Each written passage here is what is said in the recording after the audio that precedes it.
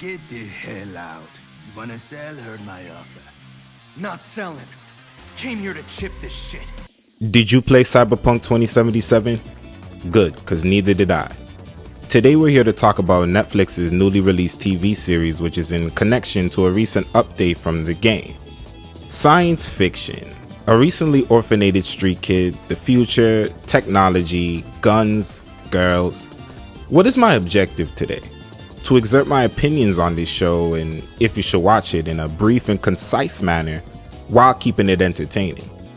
Let me just begin by saying, I'm not actually sure how I feel about this show, so I'm hoping that reflecting on it through this recap will help me to come to a conclusion.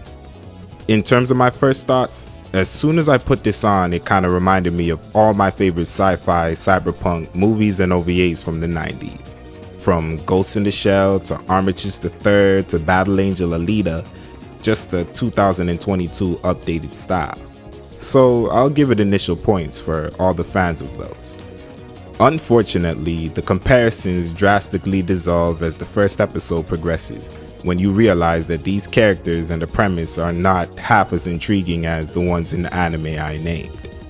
Before I criticize it though, I guess you want some information on the plot now, huh? Alright, well this kid David Martinez, who comes from poverty and struggle, finds himself working as a mercenary outlaw, otherwise known as an Edgerunner, following the death of his mother in a freak car accident. Night City is a world obsessed with body modifications, and I ain't talking about a boob job or rhinoplasties. We're talking about major technology being implanted into people's bodies. I must say, there's plenty of cool gimmicks to attract a lot of different people to enjoy this. Folks in the show got all types of upgrades and abilities. The show's pretty much a 10-episode timeline of David's journey navigating ranks and booty through this organization and ultimately this crazy world. I'll give you the too long didn't read version of the review before anyone continues. Just go watch Ghost in the Shell or something and leave this alone. Well, most of me feels this way. I don't hesitate to tell you that if you consider yourself a more sophisticated anime head, so to say, some of you may kinda like it, but most of you are going to walk away underwhelmed because it's painfully obvious that the show was designed for someone looking for a more generic story and just tons of action, bullets, bloods, and explosions. In other words, a teenage westerner.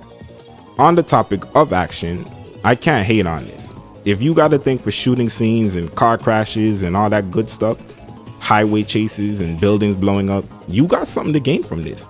Not to mention the sci-fi elements of borderline stopping time and maneuvering against gravity and all of that. And it starts from the very beginning of the first episode. Well choreographed stuff here, and it does a solid enough job of holding your attention. The exploration of Night City, particularly with the criminals and their abilities, this is what provides the most value. In correlation to this, if you enjoy aesthetically focused settings rooted in futurism where technology is only limited to the imagination of the writer, you will definitely find some enjoyment in this. Now, who won't find any enjoyment in this? The plot and character-driven viewers who really appreciate a good story with depth and full development between that and its characters. These are the ones who are going to run into problems. There's not enough depth into any particular character. I mean, Lucy gets some. And of course, David is going to get some too. Regardless of this problem, there's a progression to be seen with David that takes till around the 7th episode. So in other words, 70% of the anime before you see any major differences.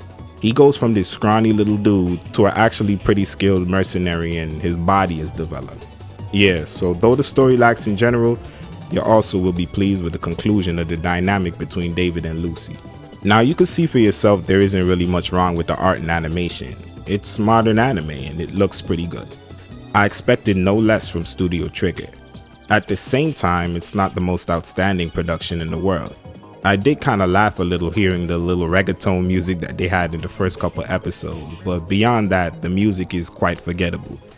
You should give it a try, if nothing for the insane action and nice little look into the world that the game already created. That being said, I was pretty excited for this, I'm not gonna lie, but I walked away fairly disappointed. Maybe you'll like it though. Yeah, that's pretty much it.